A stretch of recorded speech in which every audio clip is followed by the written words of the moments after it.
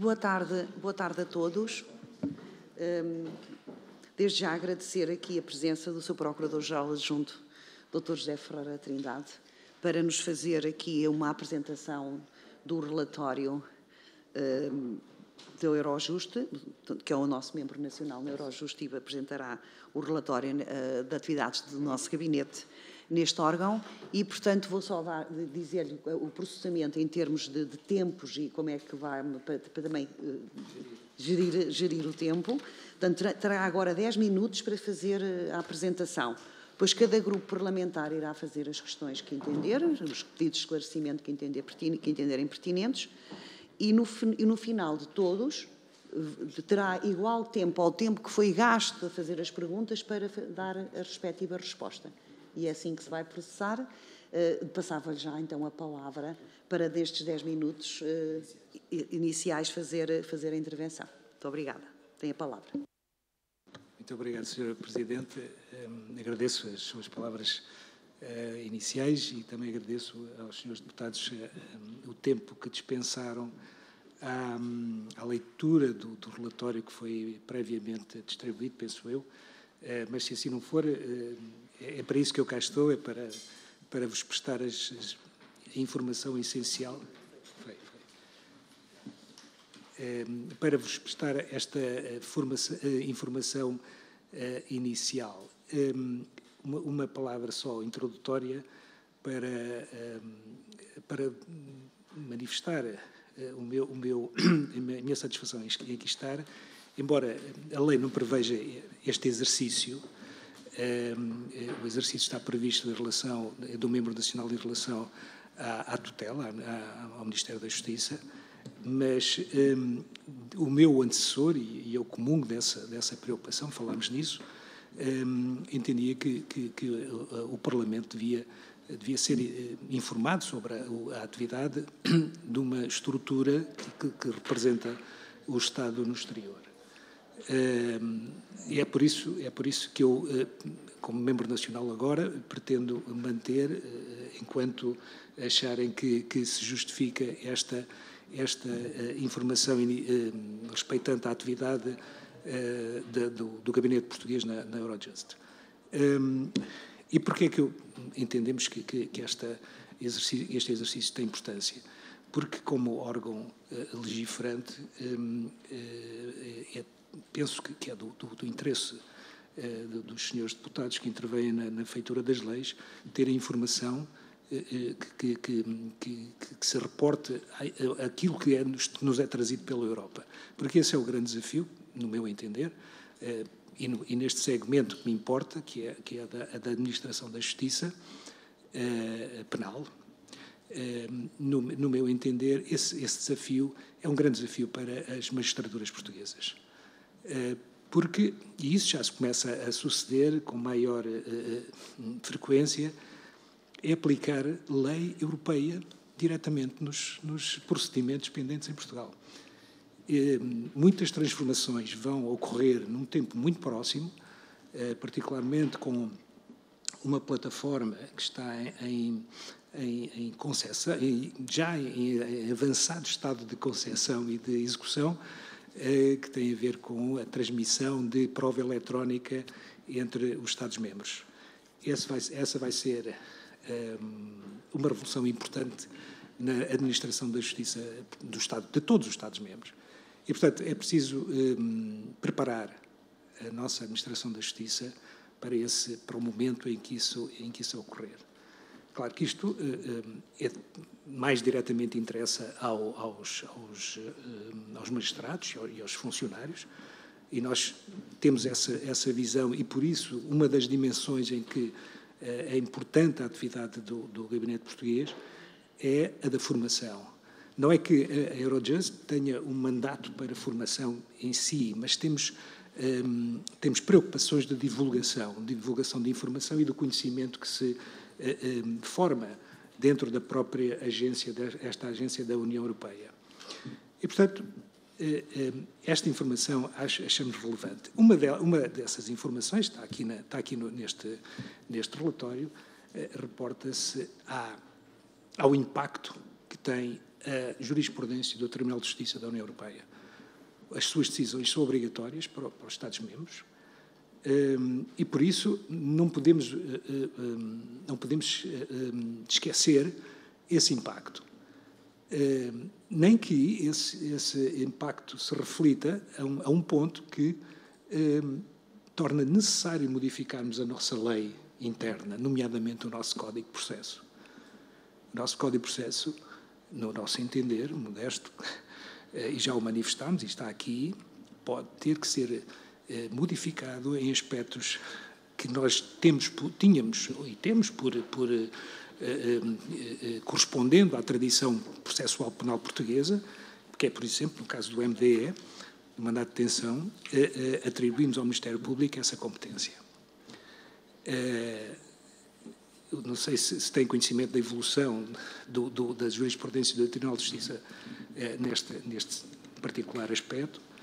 Evoluiu desde 2016, no primeiro acórdão Tele 2 contra a República da Irlanda, evoluiu quanto ao conceito da autoridade judiciária.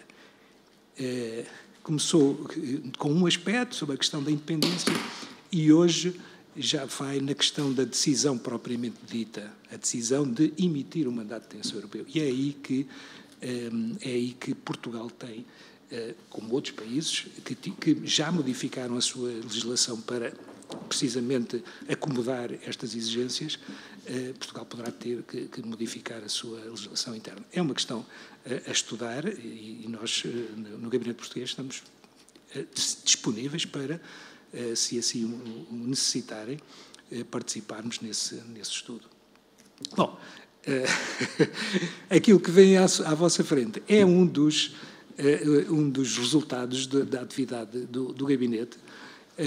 Este guia breve é destinado aos magistrados portugueses e também aos funcionários da Justiça, permitindo-lhes, com uma linguagem acessível, mas cobrindo a maior parte dos instrumentos de maior utilização diária nos tribunais, terem um suporte para formularem os pedidos, isto é, agora na chamada cooperação judiciária 2.0, que é baseada em instrumentos baseados no reconhecimento mútuo, preencherem os formulários que são sempre anexos às decisões, às diretivas, hoje diretivas, após Lisboa, e aos regulamentos. Aliás, como eu dizia no início, a opção europeia por legislar em matéria de processo penal e direito substancial, embora mais no processo penal, pelo regulamento, reflete mesmo a tendência para querer a aplicação sem necessidade de transposição. Dito isto, já tenho muito pouco tempo.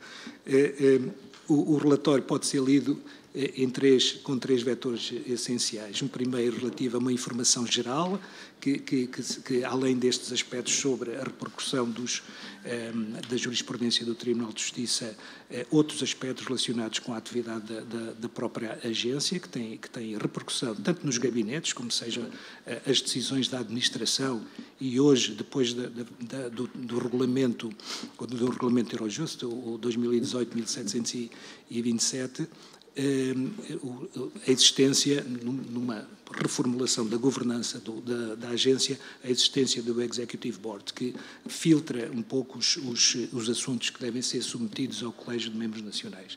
Este é um aspecto. Informações gerais. Depois, informações sobre o Gabinete Português, a sua composição, a sua própria atividade. Esta foi uma das atividades. A atividade de formação é uma dimensão muito importante, e tanto na vertente ativa como passiva. Ativa ao darmos notícia daquilo que se faz na Europa nesta área, e também admitir, em colaboração com a nossa Escola de Magistrados do SEJ, a formação pelo menos a dois magistrados, um do Ministério Público e outro da Magistratura Judicial, a formação de longa duração com o patrocínio da Rede Judiciária Europeia de Formação. E, no fim, temos a informação estatística.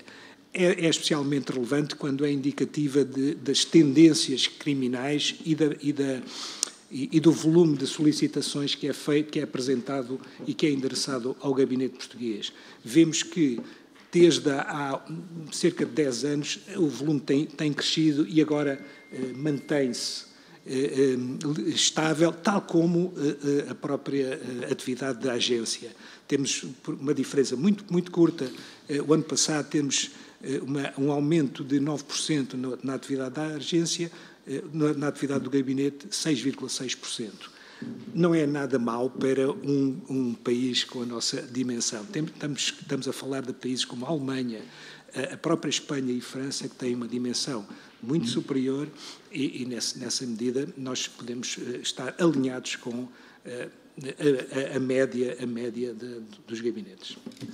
E penso que chegou a cumprir, embora com esta pressa. Agradeço a gestão, foi de facto rigorosíssima do tempo, mas terá sempre depois a oportunidade de acrescentar no final, se pretender algo que se recorde que não, nesta primeira intervenção não foi dito.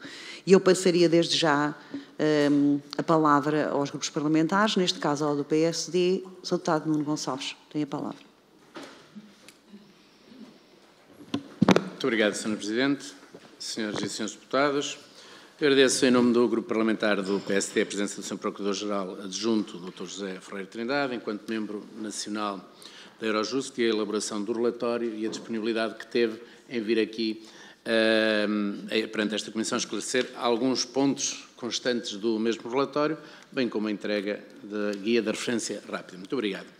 Congratulamos o Gabinete Português pelo resultado global dos novos números de casos, 337, o que consubstancia um aumento de 6% face ao ano anterior, que era 316, conforme consta no relatório. Foram abertos 160 casos, pedidos das autoridades nacionais, tinham sido abertos 193 em 2022 e 146 provenientes de outros Estados.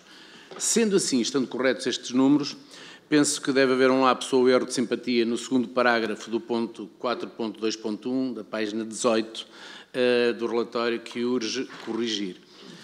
Assim, sendo certo que a Eurojust apoia a coordenação e a cooperação judiciárias entre as autoridades nacionais na luta contra o terrorismo e a criminalidade grave e organizada que afetam mais de um que o país da União Europeia e a aplicação da lei europeia a esses países, organizando reuniões de coordenação e centros de coordenação, entre outras atividades, pergunto: qual a razão de Portugal apenas organizar 9 reuniões de coordenação e apenas ter estabelecido um centro de coordenação e 5 acordos de constituição de equipas de investigação conjunta?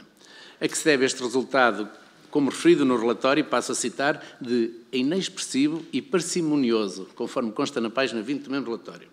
Refere o relatório, tal como os 2020, 2021, 2022 e agora o 2023, a preocupação do Gabinete relativamente à competência para a emissão do mandato de detenção europeu, como o Sr. Procurador acabou de dizer, o mesmo sucedendo com a emissão da decisão europeia de investigação, e passo a citar, preocupação fundada devido à possibilidade de, a qualquer momento, por razões ligadas ao regime processual português, poderem conduzir a um efeito não querido ou esperado, preocupação essa que não obteve o necessário apoio das autoridades nacionais. Fim de citação. Ora, esta questão também nos preocupa, Sr. Procurador, porque ao invés da plataforma digital que um colaborador à boa maneira portuguesa, para citar o Dr. António Coloni, seu antecessor e do qual foi adjunto, foi resolvendo, esse tal colaborador, aqui dependemos sempre da boa vontade de um juiz de instrução criminal, o que, diga-se em boa verdade, para um assunto desta importância e com a necessidade da segurança ao sistema, não nos parece que a boa vontade seja uma boa solução. A pergunta será sobre a necessidade de permanente Portugal acompanhar a maioria dos Estados-membros, que já fizeram essa alteração, e, portanto, julgamos que essa é uma questão premente. Perguntar também, e de acordo com o que sinaliza o relatório de 2023, o desfazamento da atual lei relativa à cooperação judiciária internacional, o Sistema Nacional de Coordenação da Eurojust português, de forma a cumprir o regulamento Eurojust, continua sem funcionar, não tendo qualquer sentido útil, também está no relatório. A formalização da rede de procuradores de cooperação, que não se concretizou ainda. O problema da má qualidade de muitas traduções, cartas rogatórias e decisões europeias de investigação. Continua a Eurojust a não dispor de um sistema automático e auxiliar de tradução jurídica e a recusa de diversos países, dada a desconfiança dos sistemas penitenciários nacionais, nomeadamente as más condições de estabelecimentos prisionais que têm gerado o arrastamento de alguns procedimentos de entrega com manifesto prejuízo dos detidos em clara violação, digo eu neste caso, do sentido último penal. Pergunto, retirando do relatório uma conclusão, formulo como pergunta. Tendo em conta os problemas reportados nos diversos relatórios e recorrentes, pelo menos desde 2021, podemos concluir que o Gabinete português, dadas as dificuldades apresentadas nos sucessivos relatórios e muitas vezes fora do seu âmbito, continuará a proporcionar um elevado nível de satisfação? Obrigado. Muito obrigada. Eu passaria agora a palavra à Sra. Deputada Regina Bastos, que irá ocupar o resto do tempo que falta. Terá que ser muito sucinta, Sra. Deputada. Por isso, os cumprimentos vou passar à frente e peço desculpa pela má educação desse facto.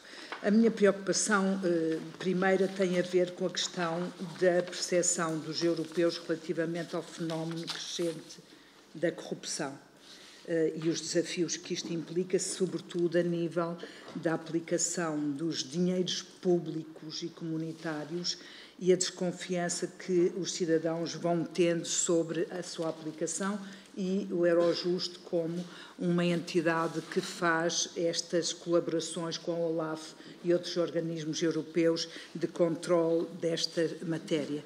Outra questão que eu gostaria de pôr tem a ver com o futuro próximo da Eurojust. Eu gostaria de pôr outras questões, mas esta aqui parece-me crucial. Falando no futuro próximo da Eurojust e sabendo que há uma ferramenta extraordinária sob o ponto de vista das potencialidades de auxílio e apuramento mais refinado desta área da justiça a nível europeu, também traz outras questões. Foi ponderada a questão da inteligência artificial poder ter algum efeito perverso, para além dos efeitos positivos, na questão destas plataformas eletrónicas, designadamente na plataforma de troca eletrónica de prova entre os Estados-membros. Depois, queria fazer referência à questão que dizem sobre o reconhecimento que é feito através de uma declaração do Sr. Presidente da Eurojust, que diz que a Eurojust é reconhecida como uma verdadeira história do sucesso europeu. Essa situação é decorrente da confiança que existe dos magistrados nacionais de cada um dos Estados-membros relativamente à agência e o recíproco também é verdadeiro? Muito obrigada. Passava agora a palavra ao Partido Socialista. A Sra. Deputada Isabel Moreira tem a palavra. Muito obrigada, Sra. Presidente. Queria cumprimentá-lo e agradecer a sua presença e dizer que no ano passado o Sr. Presidente da Primeira Comissão, quando começou a audição análoga com o seu antecessor, disse que este organismo não causa grande entusiasmo entre nós, mas por más razões, por não ser conhecido do grande público, mas que de facto faz um trabalho muito, muito importante para todos nós, para as forças de segurança, para os órgãos de polícia criminal, para crimes já aqui referidos e outros não referidos, como o tráfico de seres humanos. E eu queria lhe colocar algumas questões, umas que já ia colocar, mas há outras que me foram sugestionadas por aquilo que referiu. Umas têm a ver uma tem a ver com o mecanismo de cooperação internacional, se pensa que ele deve ser mais solicitado do que aquilo que é. Por outro lado, gostava de que nos desse conta de qual é que é a situação em que está, porque houve problemas no passado, uma ferramenta que penso que é muito importante para vocês, que é a ferramenta das traduções eletrónicas, porque sei que há sistemas que tiveram muito impacto, como por exemplo, aquele que foi muito elogiado, que foi El Pacto, que foi sobretudo para a América Latina, se não estou em erro, para a América Latina, exatamente, mas que é fundamental, porque depois na cooperação as línguas não funcionarem e se precisam de mais meios, senão se está de facto a funcionar os sistemas de tradução simultânea, se não. Depois, queria empreender aqui, tenho 4 minutos? 5, queria empreender aqui naquela questão que referiu, que me parece fundamental, que é precisamente a discrepância entre o entendimento que tem tido a jurisprudência europeia, que é vinculativa, e aquilo que é a jurisprudência, a eventual discrepância, enfim, depende do entendimento de cada um, mas a mim parece-me que é objetiva entre aquilo que é a jurisprudência europeia e a nossa arquitetura penal. Nomeadamente, se considera que já chegámos ao ponto, ou não, isso é a opinião, em que, para a jurisprudência europeia, o facto do Ministério Público ser autónomo, nos termos em que o é constitucionalmente, não chega para ser considerado uma autoridade judiciária para efeitos do que é a jurisprudência europeia. Ponto número 1. E ponto número 2, se de facto pode ser posta em crise situações graves, nomeadamente a libertação de uma pessoa, porque quem deve efetivamente emitir um mandato é um juiz. Se podemos, de facto, ou se há conhecimento de situações dessas que já aconteceram e qual é que deveria ser, quando eu falo de libertação de pessoa, é a libertação de pessoa procurada, naturalmente. E qual é que deve ser o nosso papel enquanto legislador relativamente a isso.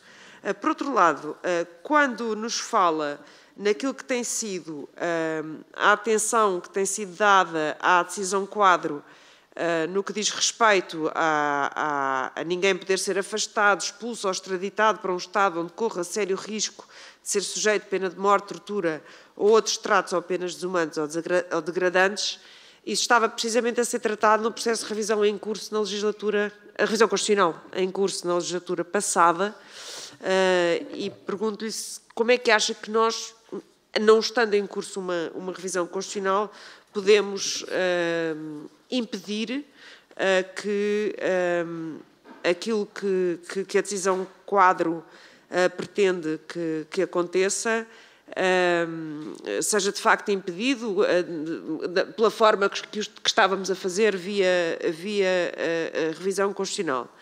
E finalmente, quando refere bem no relatório algo que para nós é essencial, que tem a ver com os princípios, com o padrão mínimo dos princípios europeus do sistema penitenciário do Comitê de Ministros do Conselho Europeu, quando falo nas condições das prisões, da forma como as pessoas são detidas, está a falar, e isso ficou a minha dúvida, das condições em que as pessoas estão detidas por curtos períodos de tempo, ou está a falar num âmbito um pouco mais geral do que isso? Muito obrigada mais uma vez pelo relatório e pela sua presença aqui, que é tão importante. Muito obrigada. Muito obrigada. Passaria agora a palavra ao Grupo Parlamentar do Chega. Rodrigo Taxa tem a palavra. Muito obrigado, Sra. Presidente. Cumprimentar todos os senhores e senhoras deputados e também o Sr. Procurador-Geral Adjunto pela presença de estar aqui hoje connosco. Uma nota para o relatório, parece-nos, pela leitura que fiz, parece-nos factual, desmerece, portanto, aqui uma grande massificação de dados, mas há duas questões que gostaria de lhe colocar, uma, aliás, já colocada en passant anteriormente, nomeadamente, quando na página 7 do relatório podemos encontrar a seguinte afirmação, e cito: também o desfazamento da atual lei relativa à cooperação judiciária internacional em matéria penal mereceria, na ótica dos membros do gabinete português, um tão necessário quanto importante ajustamento quanto às formas de cooperação na Europa, tanto as que já existem e entraram no acervo europeu de instrumentos típicos, quanto aos instrumentos que irão entrar em aplicação num tempo muito próximo. Portanto, no fundo, referindo-se a este ponto àquilo que ficou conhecido como o envelope europeu sobre prova eletrónica. Aquilo que lhe pergunto, Sr. Procurador-Geral Adjunto, ou melhor, gostaria de ouvir a sua sensibilidade quanto à perspectiva, se entende ser necessário, o que entende ser necessário para superar este desfazamento da lei portuguesa, pedindo-lhe ainda, se for o caso, que se refira muito em particular aos impactos que podemos esperar desta nova regulamentação europeia sobre prova eletrónica e o que deveria ser feito até 2026, na medida que é a data para a entrada em vigor dessa mesma regulamentação. Em segundo lugar, Sr. Procurador-Geral Adjunto, tomando em conta os números sobre as atividades de branqueamento de capitais e produtos do crime já também várias vezes anunciadas, e sabendo nós que o branqueamento de capitais movimenta o equivalente a 1% do PIB da União Europeia e 2,5% do PIB mundial, é normal que esta seja uma preocupação na União Europeia, que tem praticamente pronto um novo pacote anti-money laundering. Portanto, deste novo pacote faz parte a nova autoridade anti-branqueamento de capitais, que constituirá ela própria uma plataforma de apoio e também de cooperação, auxiliando o trabalho das unidades de investigação financeira, com poderes de emissão de normas técnicas de regulamentação e execução e, por isso, com uma cooperação muito mais estreita com a Europol e outras agências. Neste sentido, pedimos-lhe também que nos perspective o impacto que a criação desta nova agência anti-branqueamento de capitais poderá ter sobre o papel do Eurojust no que concerne à cooperação judiciária internacional em matéria de branqueamento de capitais e dos produtos do crime. São matérias que julgo que é pacífica entre todos nós que estão na ordem do dia, que ganham cada vez mais uma importância assinalável e, portanto, gostaríamos de ouvir o seu entendimento sobre estas duas matérias que nos parecem, de facto, muitíssimo importantes. Muito obrigado. Muito obrigada. Passaria agora a palavra ao Sr. Deputado do Bloco de Esquerda, o Sr. Deputado Fabiano Figueiredo. Obrigado, Sra. Presidente. Agradecer a presença do Sr. Procurador. Eu queria sublinhar as perguntas que a Sra. Deputada Isabel Moreira fez. Não as vou repetir, sobretudo no que concerne ao Ministério Público, ao mandato de detenção europeu. Creio que é um assunto importante e queria também sublinhar que nós queríamos muito ouvir o Sr. Procurador responder sobre o que está vertido no relatório. Depois, no relatório sobre as condições das prisões portuguesas, é referido que eu vou ler, que o Comitê de Ministros do Conselho da Europa mostrou um grau inesperado de desconfiança sobre a capacidade dos sistemas penitenciários dos Estados-membros cumprirem o referido standard de proximidade à Convenção.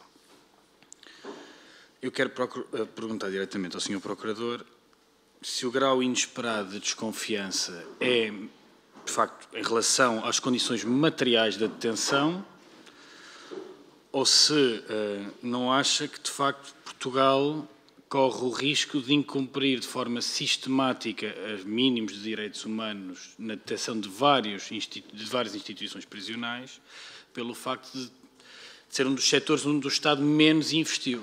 Portanto, assim é que isso é um assunto recorrente de debate nesta mesma Comissão e, infelizmente, o Estado português, isto é transversal a vários governos, é um assunto que nos preocupa muito, mas preocupa também muito o conjunto alargado de instituições que olham para as condições de detenção na Europa. Portugal compara sempre mal. E depois no relatório diz que sugere-se que é indicado proceder a uma atualização dos relatórios existentes sobre a situação das prisões em Portugal. Mas acha o Sr. Procurador que essa atualização desse relatório vai chegar a conclusões diferentes? Ou seja, não é, de facto, não assistimos nós, de facto, a um problema em Portugal sobre as condições materiais em que os reclusos estão detidos de forma temporária ou para todo o cumprimento da extensão da sua pena. E resolve-se o problema, porque lhe quero perguntar mesmo, na opinião da nossa representação na Eurojust, se nós não temos um problema estrutural que exige um debate sério, um compromisso claro, transversal, de que nós precisamos de melhorar as instituições em que temos pessoas detidas porque violamos de facto os direitos humanos, coisa que creio que nos envergonha enquanto Estado de Direito, ou se resolve o problema atualizando os relatórios. Depois, sucintamente, para caminhar para o fim da minha intervenção, verifica-se que a burla e o branqueamento de capitais são de longe os crimes com mais casos. A este respeito, pretendíamos ter um retrato mais detalhado do tipo de atuação em causa, nomeadamente no que concerne aos veículos utilizados, o tipo de negócio jurídico que foi utilizado para ocultar a proveniência ilícita de capitais, quantos casos tiveram por base a aquisição de imóveis em território português e, relativamente aos crimes cujos proveitos se pretendia ocultar, qual é a tendência? Existe algum tipo de crime que seja mais frequente e quais é que são os países com maior conexão a estes casos? Obrigado, Sr. Presidente. Obrigado, Sr. Procurador. Muito obrigado, Sr. Deputado. Passava a palavra agora ao Sr. Deputado Paulo Moacho, do LIVRE. Muito obrigado, Sra. Presidente. Cumprimentar o Sr. Procurador-Geral Adjunto, agradecer também a disponibilidade. Queria também levantar aqui algumas questões semelhantes que alguns outros grupos já levantaram, que partem também de alguns alertas que o seu antecessor também foi ao longo do tempo levantando. A primeira questão tem a ver precisamente com esta questão da situação nas prisões, que o seu antecessor também alertava para esta questão do ponto de vista humanitário e para o facto de ser importante evitarmos o vexame, que era a palavra que ele utilizava, de ver recusado o cumprimento de mandatos de detenção por causa da falta de condições, incluindo higiênicas, em alguns dos nossos estabelecimentos prisionais, e, portanto, também queria questioná-lo sobre isso. E, de um ponto de vista mais geral, sobre quais as dificuldades e limitações que existem no cumprimento destes mandatos de detenção europeus. Há outras questões às quais devamos ter especial atenção e também, para além das questões que referiu relativas à autoridade judiciária, a questão da jurisprudência, se há algumas outras questões a nível de processo penal que queira alertar à Assembleia da República que seja necessário atualizar face àquilo que tem sido a jurisprudência e a lei europeia. Também, do ponto de vista da necessidade do investimento tecnológico na justiça portuguesa, se há alguma questão em específico ou em geral que tenha causado especiais dificuldades à atividade do Gabinete Nacional e também nos queira deixar essa alerta. E, por fim, também foi no ano passado referido que o Brasil poderia ser o primeiro país latino-americano a integrar o Eurojust, e o documento único de programação confirma que o Conselho da União Europeia autorizou a abertura de negociações com vista à celebração de acordos de cooperação entre o Eurojust, a União Europeia e países terceiros. E queria também perguntar em que ponto estão essas negociações. Obrigado. Muitíssimo obrigada. Passaria agora a palavra para responder. Se me for permitido, só também eu colocar se me permitirem meus colegas deputados, colocar aqui uma dúvida que me assalta, nomeadamente quanto à aproximação do Gabinete Nacional da Eurojust às magistraturas. E os contactos e a importância que tem a sensibilização das magistraturas para fazerem esta aproximação e esta cooperação. E para além das formações e de ações que possam ter esporádicas, que tipo de ações é que pensa que poderão ser implementadas para melhorar a sensibilização e a aproximação das magistraturas portuguesas a este mecanismo? Muito obrigada.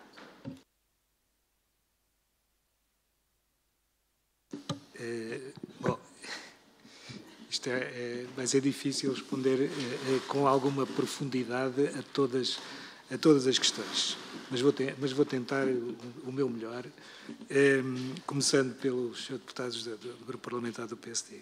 Em relação à última, eu não tenho dúvidas que o Gabinete Português fará o que estiver ao seu alcance para continuar a proporcionar uma... Sra. Presidente, desculpe, posso aproximar um bocado o microfone? Sim. Obrigado. Desculpa, Sr. Procurador. Para continuar a proporcionar uma assistência às autoridades judiciárias portuguesas com a maior garantia, porque o que é importante na nossa atividade é precisamente que sejam salvaguardados as condições que assegurem a validade das provas no processo penal português. É essa a nossa preocupação.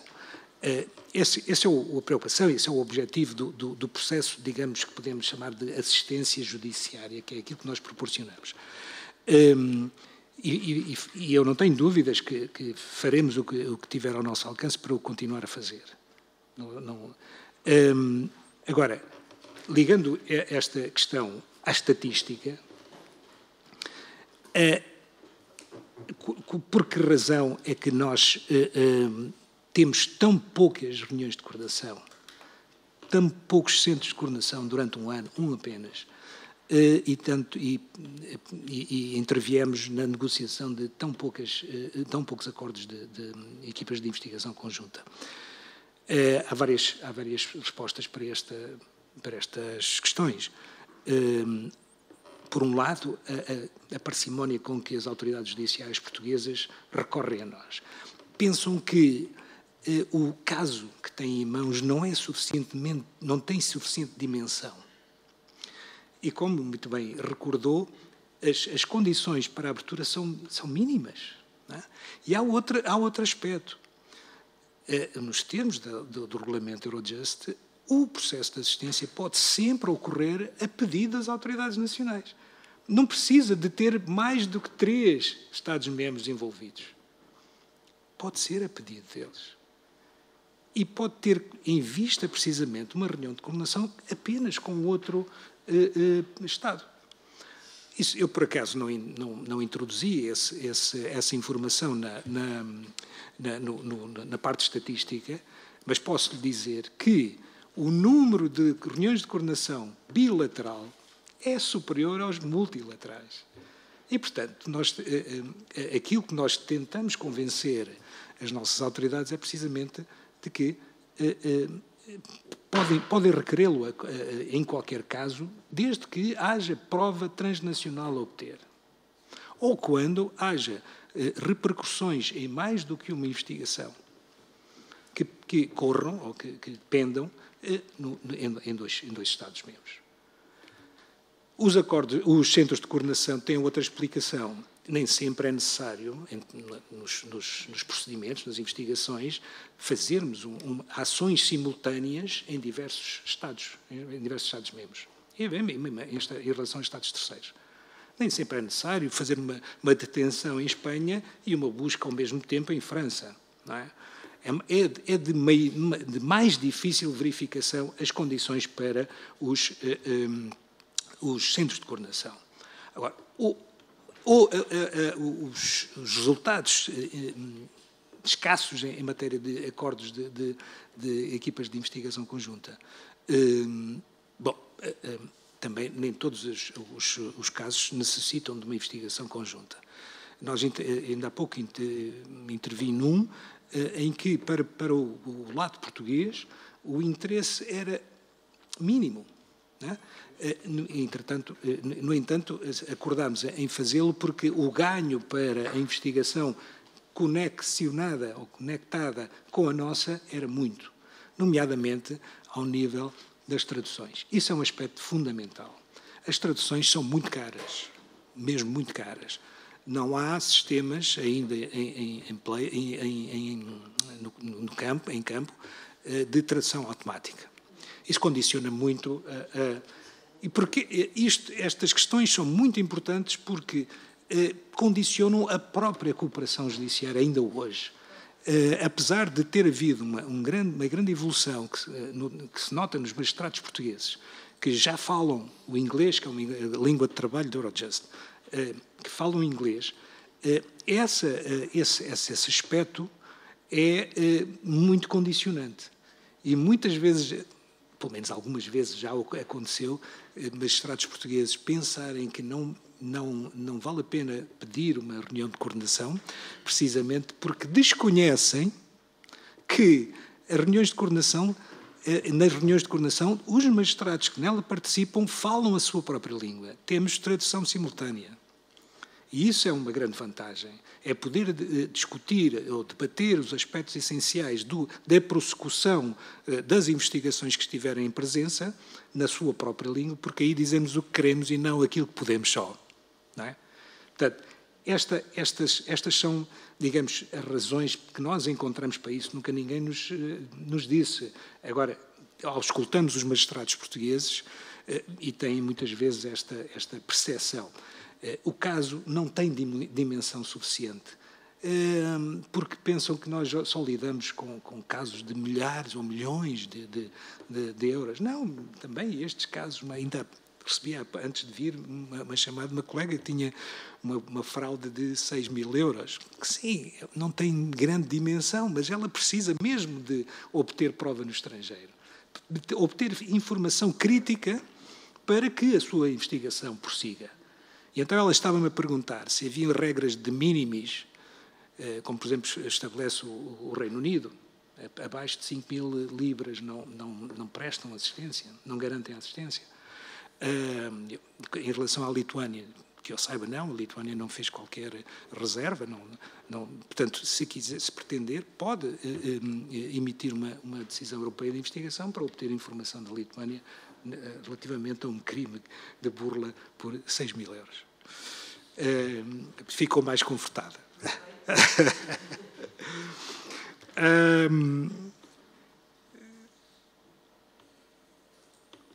É de facto o trabalho dos gabinetes nacionais na Eurojust não se vê. Não se vê porque dá-se por garantido. E porque, de facto, aquilo que o Presidente diz, que a agência é uma agência de sucesso, já decorridos 20 anos, desde a primeira decisão Eurojust de 2002 até agora, são 22 anos, a agência funcionou sempre, mesmo nos períodos de Covid. Foram garantidos, foi garantida a assistência. Houve de facto, grandes dificuldades, por exemplo, em matéria de entregas relativamente a execuções de mandato de detenção europeu, que foram adiadas, tiveram que ser adiadas, porque não havia condições sanitárias.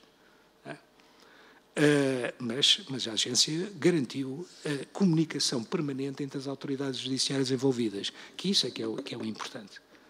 É para isso que nós trabalhamos, para garantir essa comunicação e que essa comunicação não se corte. Eu peço desculpa, mas entretanto perdi-me com tantas questões e não fui capaz de acompanhar a vossa avidez. O sistema prisional ainda hoje trabalhei de manhã nos meus casos e dá-me nota o gabinete alemão, com quem temos um diferendo pendente. Eu posso lhes dar, se tiverem nesse interesse, a dimensão do próprio problema.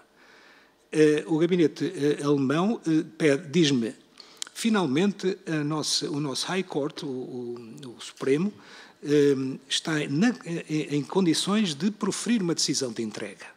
Mas precisamos de mais uma garantia.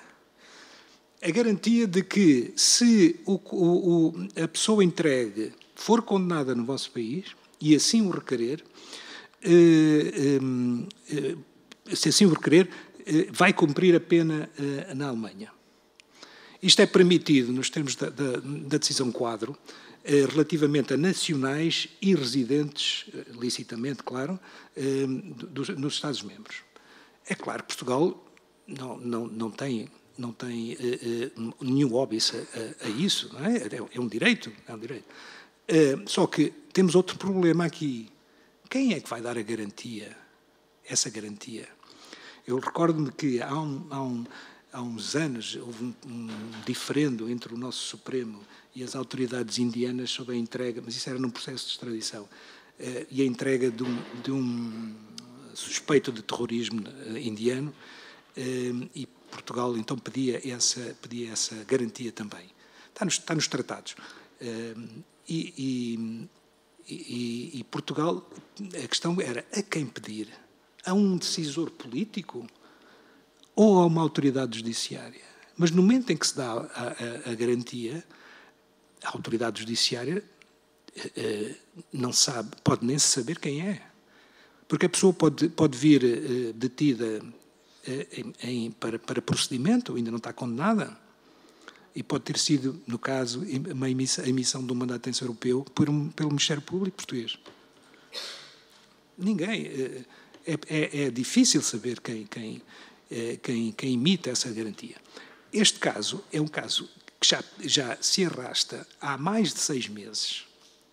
Portanto, em contramão, para não dizer em contramão com aquilo que é a necessidade de impor celeridade aos casos de detenção. Embora, claro que a detenção, sim,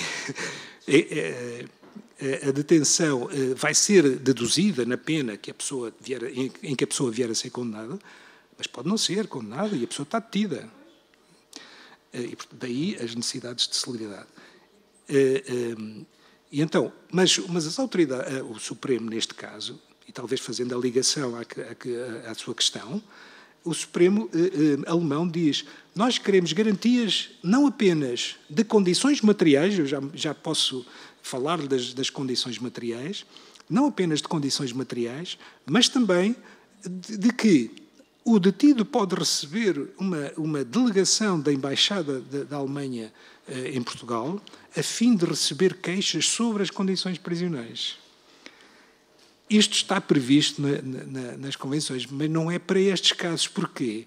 Porque neste caso concreto o detido é um cidadão guineense que apenas é residente na Alemanha. E, portanto, aqui há uma lacuna que nós, os serviços prisionais, é quem eu pedi a garantia, porque isto não depende das autoridades judiciárias, depende dos serviços prisionais. São os serviços prisionais de reinserção e serviços prisionais quem dá a garantia. Portanto, eram várias as garantias que eram pretendidas em vários sentidos.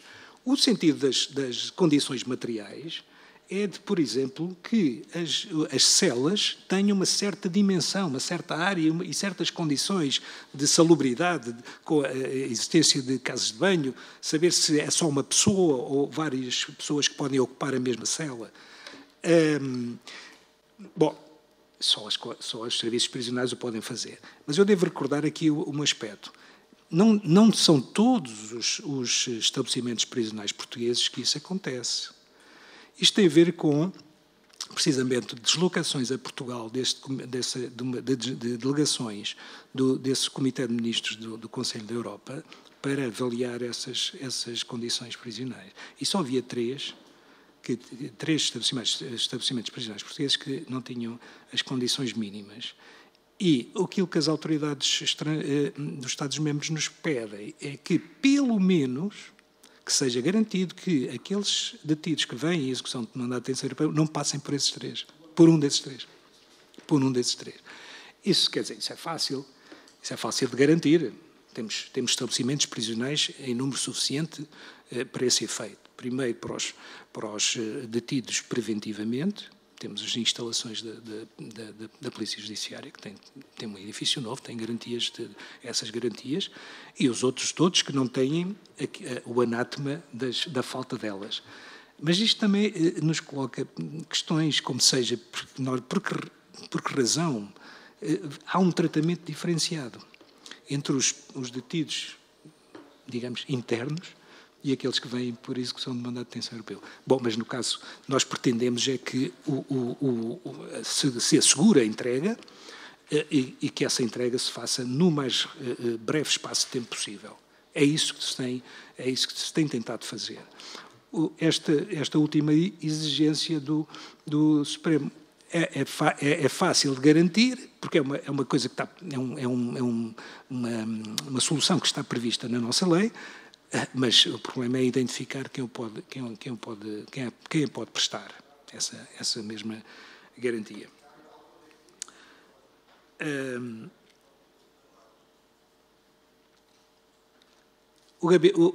A assistência do gabinete deve ser mais solicitada. Temos capacidade para isso. Penso que não passamos dias sem fazer nada, antes pelo contrário. E nós, porquê? Porque nós seguimos um princípio muito, muito importante. Por acordo, e eu sei que pode parecer excessivo, mas por acordo entre nós, um acordo que não precisou de grande explicação entre nós garantimos a assistência e estamos disponíveis a qualquer hora do dia. Não é raro nós estarmos à noite, muito depois da hora recomendável de descanso, a transmitir decisões europeias de investigação, essencialmente, ou então ainda os mais urgentes, que são as decisões de apreensão. As decisões de apreensão têm, por razões óbvias, natureza urgente. E nós fazemos-lo por esse motivo. Muitas vezes há uma diferença horária de 1 hora para Portugal. Os colegas enviam-nos mensagens de correio eletrónico às 7 da noite, que são 8 horas lá, e nós fazemos-lo, sem qualquer problema. E nessa medida penso que estaremos sempre disponíveis, mas ainda que aumente ligeiramente o número de solicitações, que até é desejável.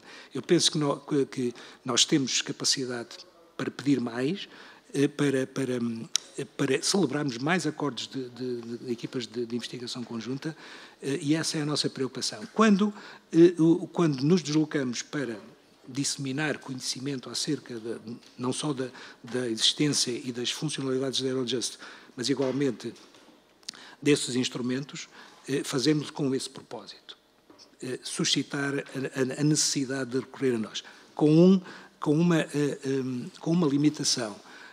O regulamento, tal como já sucedia na decisão anterior, o regulamento da Eurojust, no anexo 1, contém um catálogo de crimes para os quais a Eurojust é competente. Isso é limitativo, claro. Nós não podemos garantir a assistência em todos os casos. Fazemos-lo, por exemplo, fora desse catálogo, para cumprir a lei de política criminal, que os senhores definem bianualmente, por exemplo, em casos de prescrição. Quando, relativamente a procedimentos por crimes que excedem ou que estão fora daquele catálogo, garantimos essa assistência, particularmente nos casos em que o prazo prescricional do procedimento é curto, como sejam os prazos de 2 anos, que acho que é o mais curto nos termos da lei de processo. Sim, colocou. Penso que foi a senhora deputada que colocou questões sobre o branqueamento, corrupção e inteligência artificial. Essas são boas questões. Eu penso que o Digital Act está ainda em preparação pela Comissão.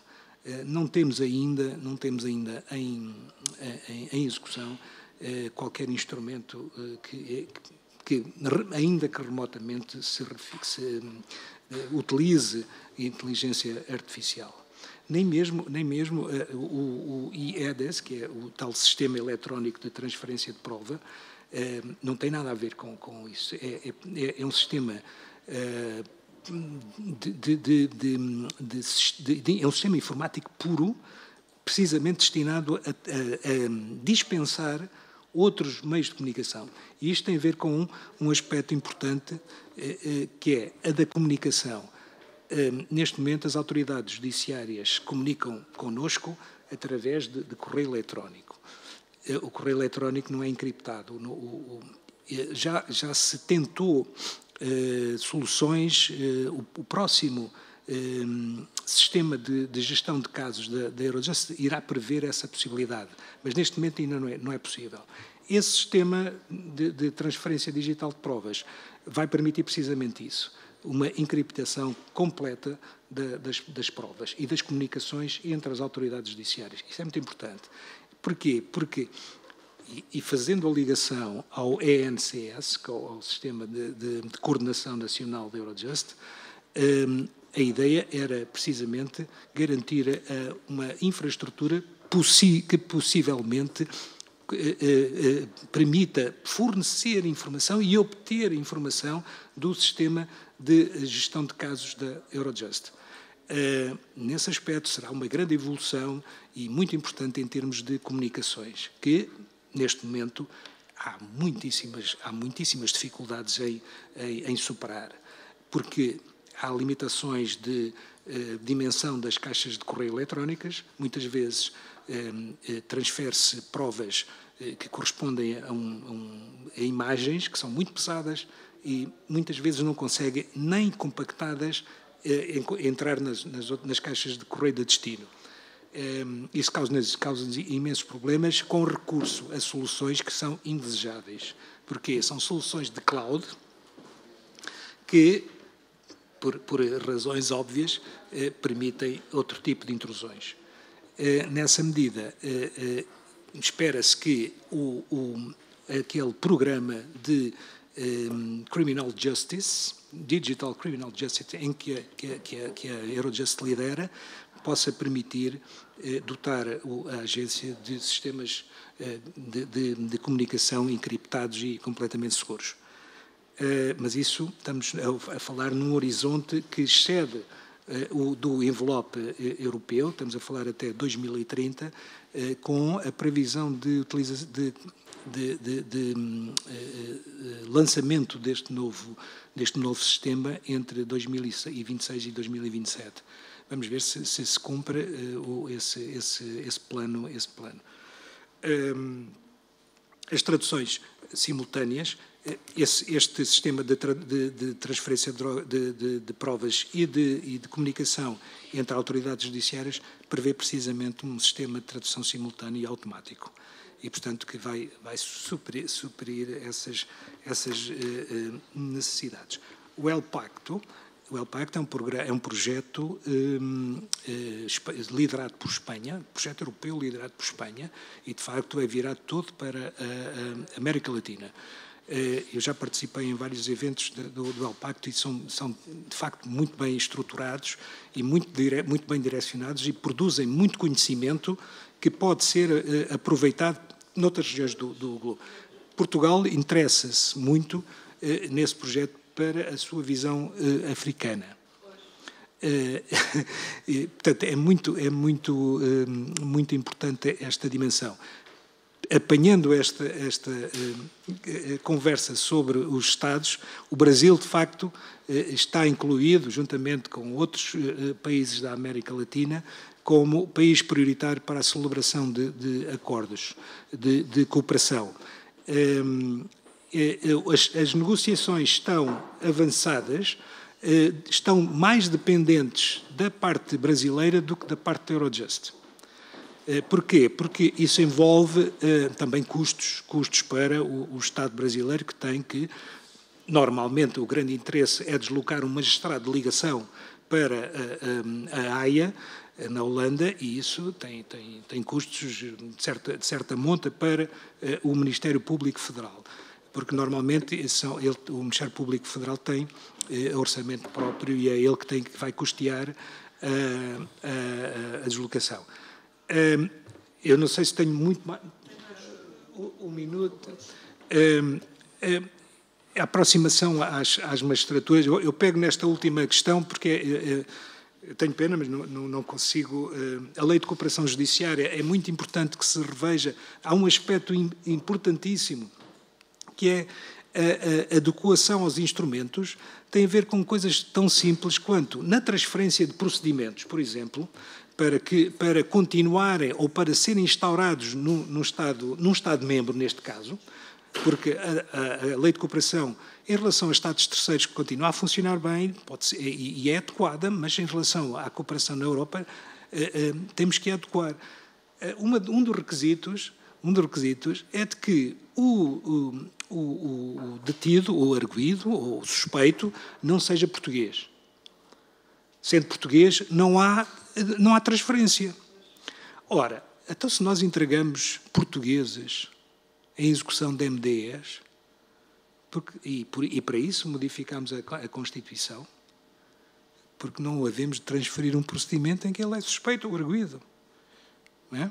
Este é um exemplo muito simples daquilo que importa ter em consideração se a Assembleia da República tomar iniciativa e achar de interesse fazer essa adequação à cooperação na Europa. A cooperação na Europa está em constante evolução, eu sei, e a breve trecho as leis nacionais podem ficar desatualizadas, mas temos que fazer esse esforço de adequação das nossas leis, porque senão o que vai suceder é o que sucedeu, por exemplo, com as decisões quadros sobre apreensão e confisco. O timing de transposição que era exigível para adequar as soluções das decisões quadro às realidades nacionais, o tempo de transposição foi tão diferente em relação a todos os Estados-membros que era raro poderem ser utilizados, porque para ser utilizado é preciso que os dois Estados que estão a cooperar a tenham transposto. São estes aspectos que podíamos estar aqui a falar, porque há muitos mais, principalmente esses em relação à evolução da jurisprudência do Tribunal de Justiça, que é muito interessante, por exemplo, no caso do conceito de autoridade judiciária, se interessarem por este tema, é muito importante. As autoridades, como a senhora deputada fez menção, já não são aquelas que a lei nacional configura como tais. Há um aspecto dos considerandos desses acórdãos que é o conceito de autoridade judiciária é um conceito europeu. E então, o que é que isso implica? Tem aquelas implicações. O Ministério Público Português cumpre 2 das 3, que é independente e autónomo, mas há uma que não cumpre, é que as suas decisões não são objeto de recurso. Essa é a última e é definitiva.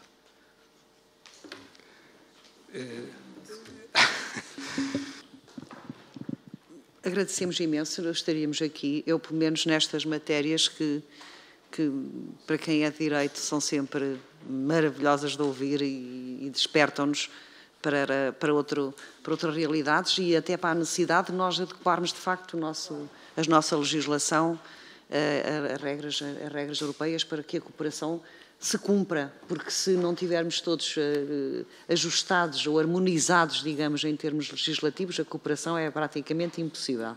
Agradecer imenso a disponibilidade. Acho que foi uma audição que nos trouxe muito conhecimento e que sempre que entenderem, até numa ajuda a possíveis alterações legislativas ou isso, com certeza que não iremos prescindir da sua cooperação e da sua ajuda e muitíssimo obrigada pela audição que aqui nos proporcionou, desejando-lhe um bom trabalho e estamos sempre de porta aberta para receber a Eurojust no sentido de nos ajudar também no nosso processo e na nossa tarefa legislativa. Muito obrigada e obrigada a todos os colegas deputados também por esta tarde de audições e um bom resto de fim de semana e fim de semana.